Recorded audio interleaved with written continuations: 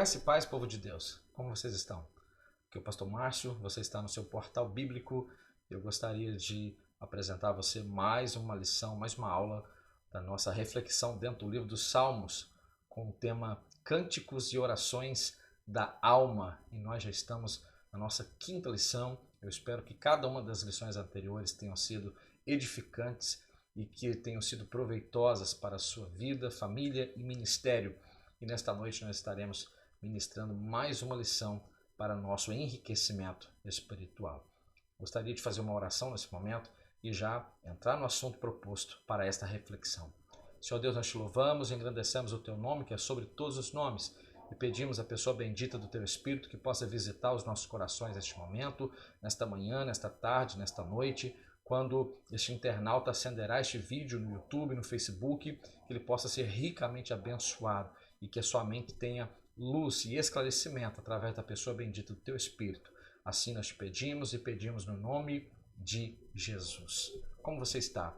Eu gostaria de refletir com você mais uma vez dentro do livro dos Salmos, e nesta noite estaremos falando, nesta tarde, nesta manhã, estaremos na nossa quinta lição, com um tema maravilhoso dentro do Salmo 82. E o texto áureo desta reflexão de hoje está no Salmo 82, versículo 1, que diz: Deus assiste na congregação divina, no meio dos deuses estabelece o seu julgamento. Salmos 82, verso de número 1. A verdade que deve ser aplicada na prática nos diz: Deus está presente na reunião dos poderosos na terra. E a nossa leitura bíblica está dentro do livro dos Salmos de número 82 e do verso 1 até o verso 8. Vamos ler, tome posse da sua Bíblia física, no seu smartphone, no seu celular, no seu notebook, e vamos fazer a leitura neste momento.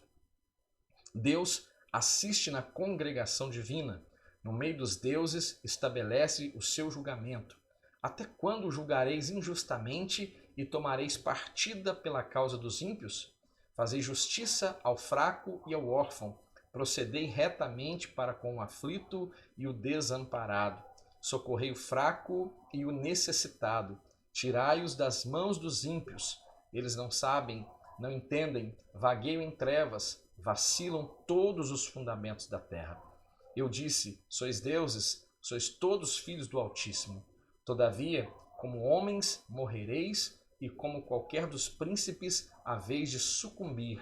Levante-se, ó Deus, julga a terra, pois a ti compete a herança de todas as nações. Salmos 82, verso 1 e verso 8. Que maravilha esta lição proposta para hoje.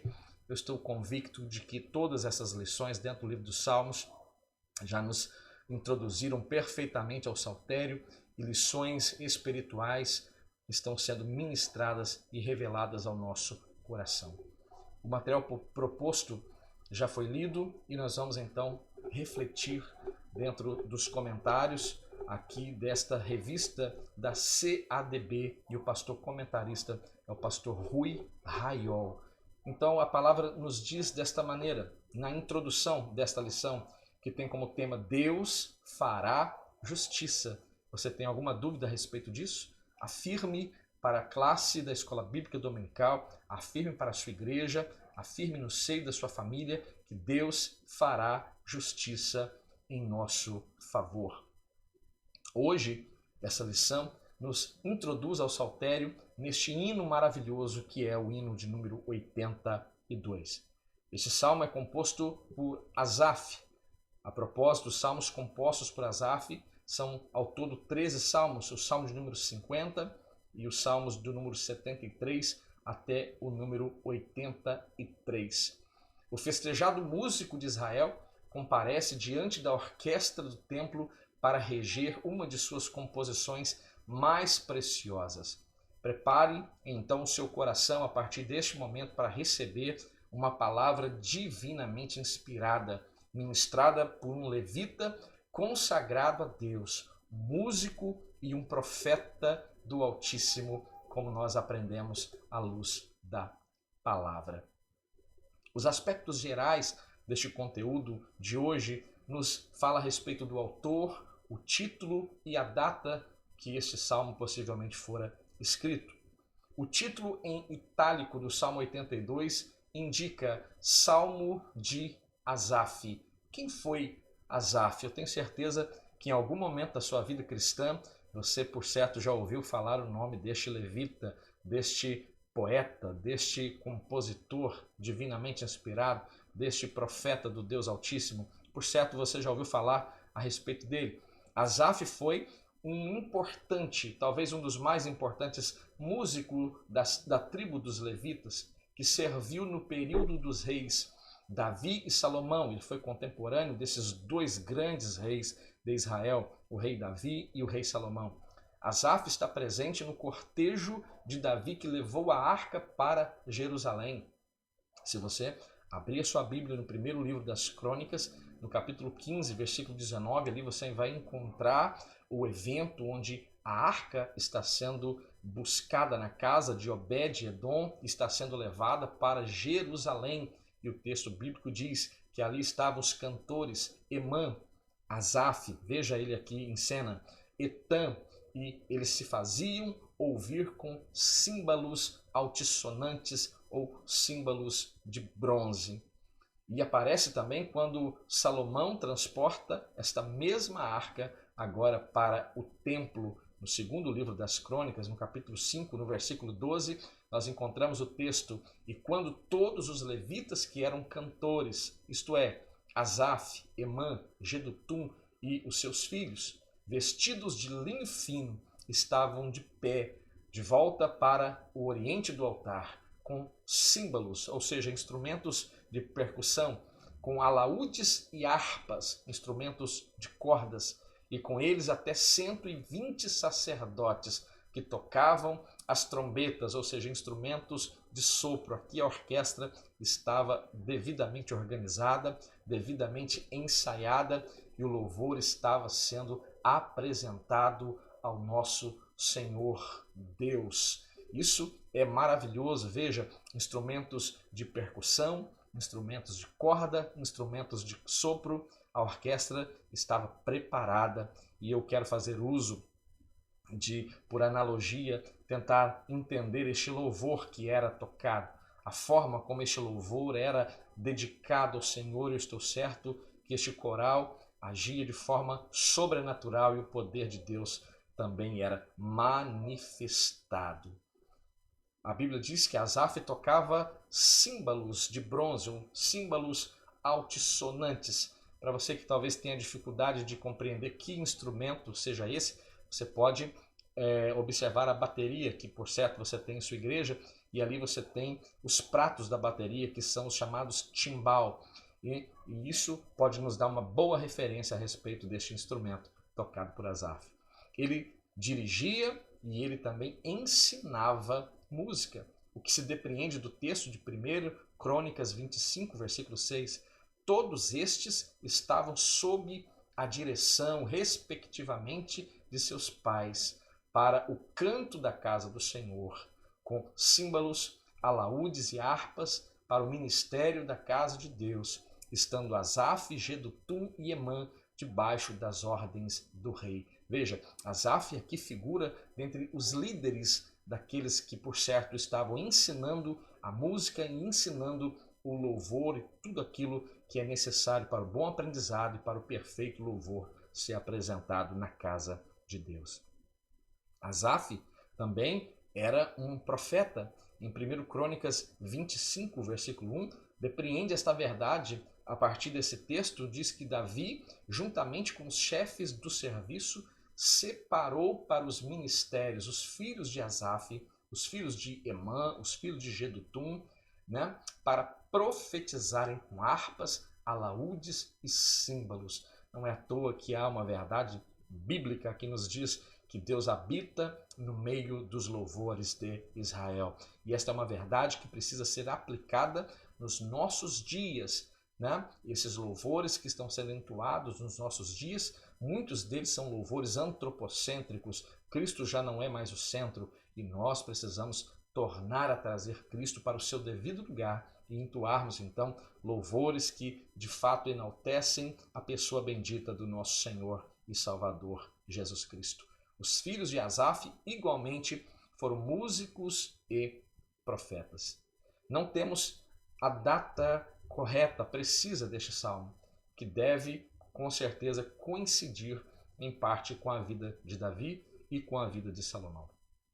A classificação deste salmo de número 82 diz que ele é classificado como um salmo sapiencial ou de sabedoria. Um salmo didático, ensina o correto procedimento daqueles que estão investidos de autoridade e, por extensão, ensina preceitos de equidade. A nossa maneira de lidar com as coisas, com o nosso próximo, a lisura na maneira do proceder, a nossa retidão também é ensinada dentro do contexto do Salmo de número 82. E justiça a todos nós. Este hino apresenta também certa natureza profética, pois contém voz de autoridade típica deste ministério e vaticina, ou seja, profetiza contra maus juízes. Veja, o verso 7 diz: todavia, como homens morrereis, e como qualquer dos príncipes haveis de sucumbir. Quando lemos este Salmo 82, nós temos uma ligeira, uma breve impressão de que estamos lendo escritos do profeta Isaías, tamanha similaridade profética inserida no contexto do Salmo 82. Este salmo também pode ser visto como uma dramatização poética e, por sinal, uma rica dramatização. Para comunicar a mensagem, o hino traz à cena uma antiga crença entre os cananeus e dos povos do Oriente Antigo como um todo. Na verdade, qual seja de um concílio, ou seja, de uma assembleia, de uma reunião, de um conselho dos seus deuses presididos por um Deus supremo, onde agora Elohim, quem preside a sessão. O verso 1 diz: Deus assiste na congregação divina. A partir desta cena inicial, o Salmo 82 avança na repreensão dos maus julgadores, classificando alegoricamente tais homens como deuses. E a partir de agora nós vamos tratar desse aspecto para que não haja confusão na mente daquele que ouve, para entender esta compreensão, para ter a boa compreensão deste termo traduzido como deuses, que aqui refere-se ao homem que tem a autoridade e exerce poder e governo sobre outrem. Então, isso precisa ficar claro a partir de agora nesta nossa reflexão. Agora falaremos sobre Deus e estas demais autoridades.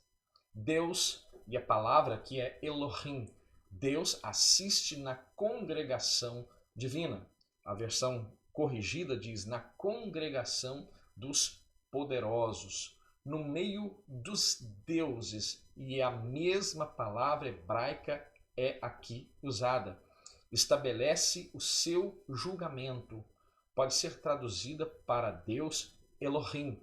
Está na assembleia, na congregação de Deus, no meio dos deuses, e estabelece então o seu julgamento. Apenas para caráter de informação, a versão internacional traz este texto da seguinte forma: é Deus quem preside na Assembleia Divina.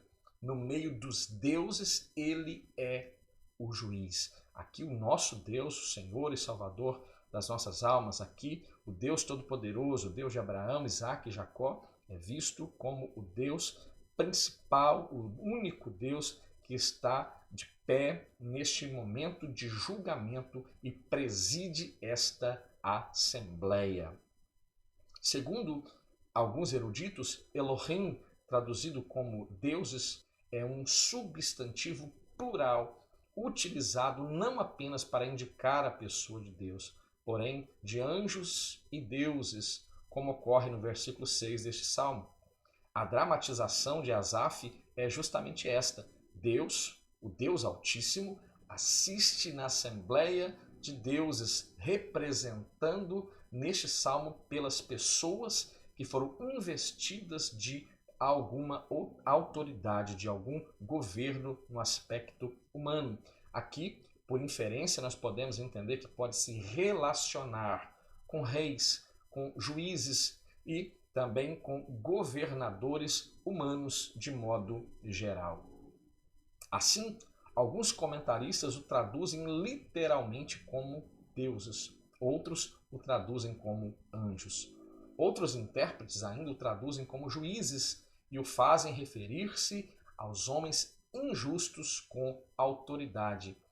E bem verdade, este me parece ser o ponto principal e a de interpretação mais coerente no aspecto bíblico e teológico. Esta última interpretação, então, parece ser até a mais preferível, até mesmo porque a própria Bíblia nos diz em Provérbios capítulo 29, versículo 2, que quando os justos governam, quando eles florescem, o povo se alegra. Mas quando o ímpio governa, o povo geme. Veja que há um governo, e este governo ele é humano, ele é natural, ele é constituído aqui nesta terra, e este governo ímpio traz opressão ao povo. O juízo é pervertido, logo há esta opressão no povo.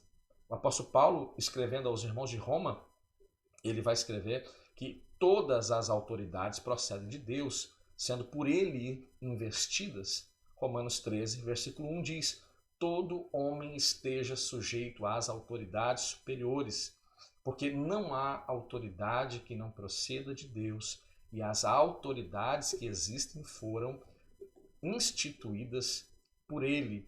Esta é uma verdade que está aplicada aos irmãos de Roma, aos Romanos, capítulo 13, versículo 1. Ao mesmo tempo, é interessante a gente pensar, ao mesmo tempo essas autoridades parecem ser apenas as legítimas e justas, porque o mesmo Paulo diz que magistrados não são para temor quando se faz o bem, e sim quando se faz o mal. No mesmo capítulo, na mesma epístola aos Romanos, versículo 3, o apóstolo Paulo vai dizer: porque os magistrados não são para temor quando se faz o bem, e sim quando se faz o mal. Queres tu não temer a autoridade? Faze o bem e terá louvor dela. É claro que podemos criticar a antiga ideia de divinizar autoridades. Isso não é bíblico e não é coerente com o princípio bíblico cristão. Em civilizações remotas, as autoridades máximas eram consideradas semideuses ou até mesmo os próprios deuses, né? Como no caso da Suméria, como no caso do Egito e também civilizações como a civilização romana, o que não foi recepcionado pela doutrina cristã. Veja, mesmo lá no início, nos primórdios do cristianismo, isso já foi refutado, e até mesmo pelos próprios judeus contemporâneos de Jesus Cristo, pois, assim como nós, consideramos tal atitude como uma atitude idólatra. Mas não é sobre divinização que Paulo escreve. Porém, como já dissemos, o texto aos Romanos ele traz, não de forma muito clara, é bem a verdade, os ideais de justiça social e legitimidade destas autoridades. Há uma pergunta no verso 2 do Salmo 82 que é: até quando? E o texto diz: até quando julgareis injustamente? Né? Quando o Senhor se apresenta trazendo neste concílio e ele exercendo a sua autoridade neste concílio, ele pergunta a estas autoridades que estão sob o seu domínio e ele diz: até quando julgareis injustamente e tomareis partido pela causa dos ímpios? O verso 2 começa com uma locução adverbial do tempo. O Senhor dos exércitos pergunta: até quando homens maus procederão assim? Esta indagação é muito diferente da pergunta recorrente de alguns salmos que até mesmo questionam a prosperidade dos ímpios, o que claramente se vê no Salmo 73, escrito pelo próprio Asaf, que lhe é atribuída a autoria também deste salmo de número 82. Então, até quando 73, Salmo 73?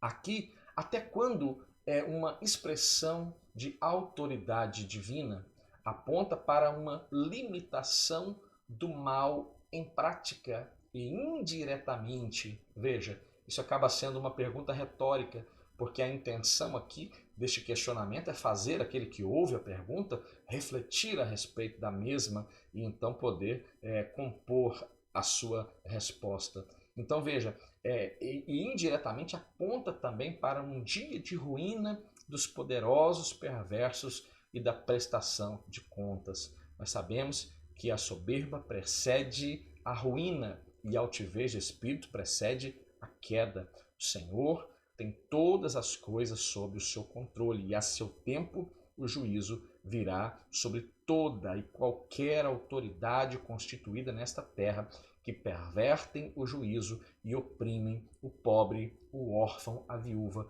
e aqueles que mais têm necessidade.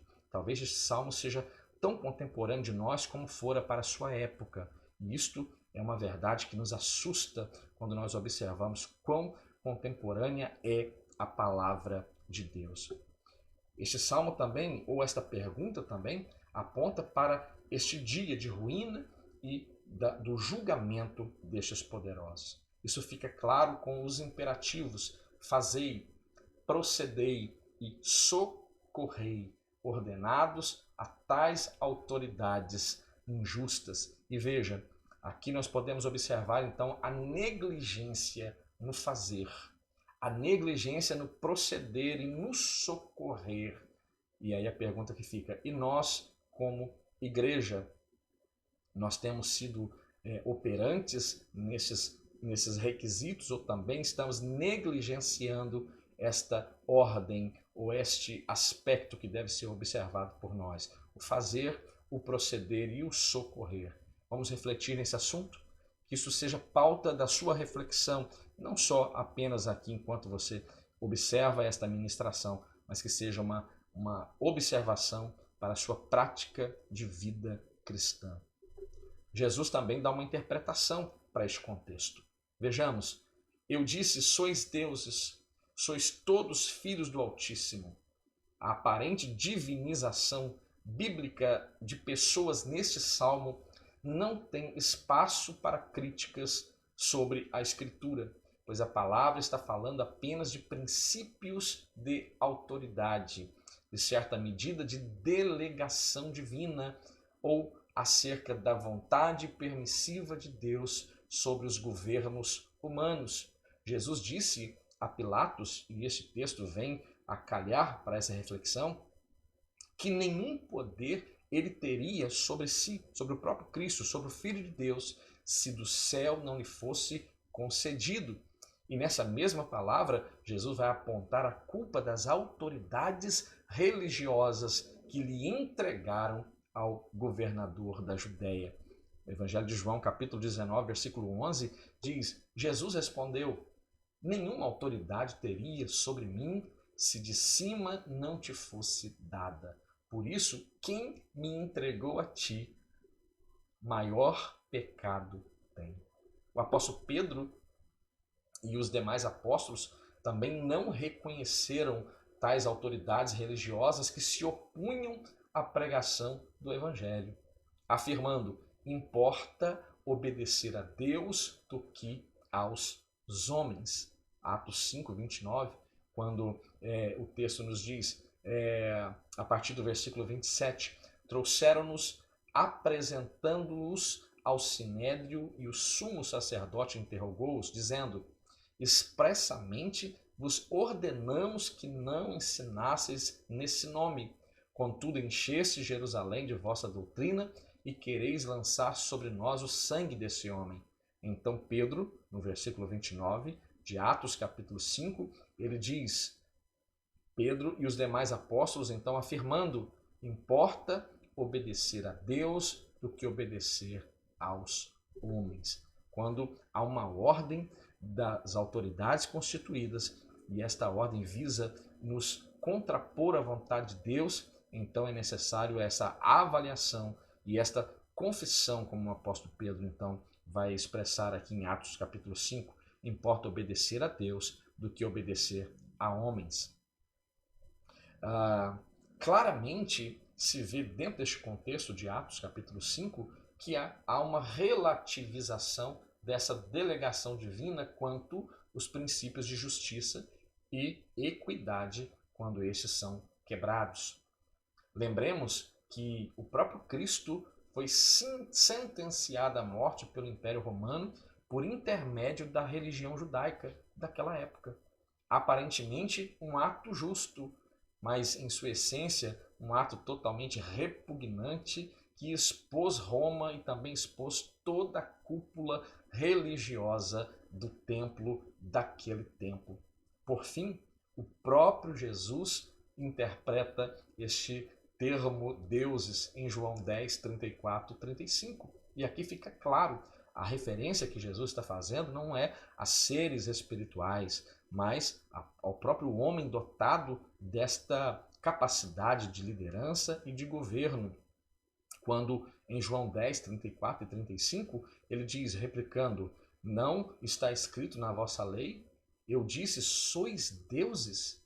Se ele chamou deuses aqueles a quem foi dirigida a palavra de Deus e a Escritura não pode falhar, refuta então os que o acusavam de blasfemo. O mestre replicou, não está escrito na vossa lei? Eu disse, sois deuses? Se ele chamou Deus aquele a quem foi dirigida a palavra de Deus e a Escritura não pode falhar, que é o texto específico de João 10, 35, claramente aqui Jesus está interpretando este termo deuses como sendo pessoas a quem foi dirigida a palavra de Deus. E aqui, por exemplo, nós podemos citar os juízes, os reis daquela ocasião, os governos, os administradores públicos, entre outros. Vale notar ainda que Jesus chama o Salmo 82 de lei, o que deve ser entendido no sentido amplo e pleno da palavra, porque sendo a escritura hebraica dividida em lei, profetas e salmos, ou seja, os escritos, resumidamente, todo o conjunto pode ser chamado de lei. Então, o próprio Cristo, ele vai trazer esta ideia geral e objetiva de que deuses, no sentido da palavra aqui expressada no Salmo 82, como também no contexto do Evangelho de João, não está se referindo a seres celestiais, mas a homens constituídos de autoridade. E esta autoridade, ela foi outorgada pelo próprio Deus. Agora, como está o aspecto da parcialidade desse juízo? Juízes na antiguidade. Fazei justiça ao fraco e ao órfão. Procedei retamente para com o aflito e o desamparado. Socorrei o fraco e o necessitado. Tirai-os das mãos dos ímpios. Precisamos nos lembrar que a figura de juiz no Antigo Testamento apresenta algumas diferenças do cargo nos dias atuais. Juiz era uma pessoa respeitável, e nós temos um exemplo claro de um juiz extremamente respeitado e muito querido no meio do povo de Israel, que é o profeta, sacerdote e juiz chamado Samuel. E poderia esta função até mesmo funcionar como um juiz arbitral, ou uma corte arbitral, um juízo arbitral, que nada mais é uma maneira de resolver todas as controvérsias sem a necessidade de acionar o poder judiciário. Em suma, as partes instituem os árbitros que ponderam os argumentos por elas apresentados e então, após avaliar e ponderar esses argumentos, eles vão proferir uma decisão que é denominada de sentença arbitral. Então, naquela sociedade primitiva, esse juiz ele tinha uma função semelhante a esta função de um juiz arbitral nos dias de hoje. Eles assentavam-se às portas das cidades ou nas praças e podiam decidir questões do cotidiano. Jó, o que se depreende do capítulo 29 do seu livro, ele pode muito bem ter sido e exercido a função de juiz no seu tempo. O Novo Testamento apresenta uma figura um tanto quanto curiosa a respeito desse antigo juiz em Lucas, capítulo 18, no versículo 1 e o versículo 5. E o texto de Lucas 18, 2 diz que havia em certa cidade um juiz que não temia Deus. Veja, um juiz que não temia Deus, nem respeitava homem algum. Observando essa expressão aqui de Lucas 18, Evangelho de Lucas 18, versículo 2, parece que nós estamos falando até mesmo de comportamentos arbitrários de alguns juízes, né, que atuam nesses dias atuais. Então veja como, mais uma vez, a palavra de Deus ela é totalmente atual. Né? Hoje temos um sistema judiciário constituído, os juízes são nomeados publicamente. Entretanto, o brocardo, o provérbio, cada cabeça uma sentença, ainda resiste, apesar do excelente trabalho dos órgãos de controle da magistratura, como, por exemplo, o CNJ, que é o Conselho Nacional de Justiça. Os juízes injustos, eu disse, sois deuses, sois todos filhos do Altíssimo. Na parábola de Lucas 18, que já fizemos aqui a referência, o juiz iníquo arrasou-a consigo. Eu não temo a Deus, nem respeito a homem algum. É exatamente assim nos dias de hoje. É extremamente semelhante com os dias atuais e nós não precisamos fazer muito esforço para trazer à nossa memória exemplos públicos de comportamentos semelhantes a esses. Atos injustos estão na base do comportamento de muitas autoridades. Julgamentos parciais defendem os ímpios e mantêm inocentes reféns destes. Né? Até quando julgareis injustamente e tomareis partido pela causa dos ímpios? Salmo 82, verso 2. Socorrei o fraco e o necessitado, tirai-os das mãos dos ímpios. Salmo 82, verso 4. Fraco, órfão, aflito, desamparado e necessitado. Adjetivos deste salmo são vítimas de maus agentes públicos aqui na nossa pátria, no nosso Brasil. Deus está contemplando cada autoridade constituída. É por isso que nesse momento você precisa ter paz ao seu coração, porque Deus está com seus olhos como chama de fogo, observando cada comportamento de todas as autoridades constituídas, não só no Brasil, como em todo o mundo.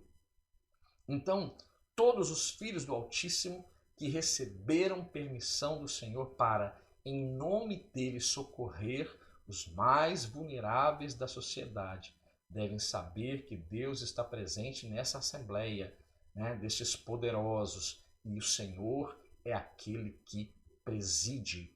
Nunca tenha dúvidas a respeito disso neste conselho, neste concílio, nesta assembleia de poderosos. Quem preside é Deus. E a seu tempo, todos que pervertem o juízo, todos aqueles que se corrompem e que são corrompidos, o Senhor trará juízo sobre cada um deles. Todavia, como homens, morrereis, como qualquer dos príncipes, à vez de sucumbir. É o julgamento final. Levanta-te, ó Deus, julga a terra, pois a ti compete a herança de todas as nações. O juízo do Deus Altíssimo está anunciado no verso 7 do Salmo de número 82. Apartai-vos de mim, malditos, para o fogo eterno, preparado para o diabo e seus anjos, é o que está sentenciado no Evangelho de Mateus, capítulo 25, versículo 41. É a sentença final. O argumento divino para essa sentença dura é porque tive fome e não me destes de comer. Tive sede e não me destes de beber. Sendo forasteiro, não me hospedastes. Estava nu, não me vestistes. Achando-me enfermo e preso, não fostes me ver. O argumento para esta sentença dura está em Mateus capítulo 25, versículo 43. Aquele que investiu homens de autoridade ensinou a todos nós o mandamento do amor, que é o mandamento supremo, a lei do amor é a lei suprema. Ele argumentará, então lhes responderá: em verdade vos digo, sempre que deixaste de fazer a um destes mais pequeninos, a mim o deixastes de fazer? Mateus capítulo 25, versículo 45. O salmo termina com um apelo a Deus para que contemple sua obra de juiz soberano de todas as nações. Lembre-se, o Senhor, à luz do profeta Daniel, ele é o Deus que intervém na história da humanidade. Deus agiu e age a seu tempo oportuno, e o Senhor, ele continua o mesmo. Tem esta convicção, ele é o mesmo que agiu ontem, é o que age hoje, é o que age amanhã. Ele é imutável. Esta é uma verdade que nós podemos aplicar em Deus. Então ele contempla a sua obra como juiz soberano de todas as nações, e ele em breve se levantará para trazer juízo a todos aqueles que pervertem aquele propósito para os quais foram constituídos autoridades nesta terra, para que a verdadeira justiça possa ser prevalecida. A aplicação pessoal para a conclusão desta reflexão nos diz que Deus não está inerte em relação aos abusos e iniquidades perpetradas por aqueles a quem investiu de autoridade. Podemos confiar que Deus fará justiça, mas você precisa crer nisso. Eu preciso crer nisso. Nós precisamos crer nisso. Deus fará justiça e eu estou convicto de que esta é uma verdade para a minha vida e uma verdade para a sua vida. Vamos orar e com gratidão ao Senhor concluir este momento de reflexão. Senhor, nós te louvamos por este momento sublime, onde na tua presença fomos apresentados a este salmo tão maravilhoso, o salmo de número 82. Eu peço mais uma vez que o teu Espírito possa aprofundar ainda mais este assunto na nossa mente, trazendo um esclarecimento ainda maior e que seja para edificação pessoal da sua igreja. Assim nós oramos e oramos no nome de Jesus. Se esse conteúdo é edificante para a sua vida, eu peço que você compartilhe este vídeo no seu canal familiar, no seu canal eclesiástico, que você possa se inscrever neste canal. Não esqueça de ativar o sininho para que o YouTube notifique de todas as vezes que este canal apresentar um conteúdo e que você possa ser ricamente abençoado pelo Senhor. Fique bem, fique em paz e que o Senhor te abençoe.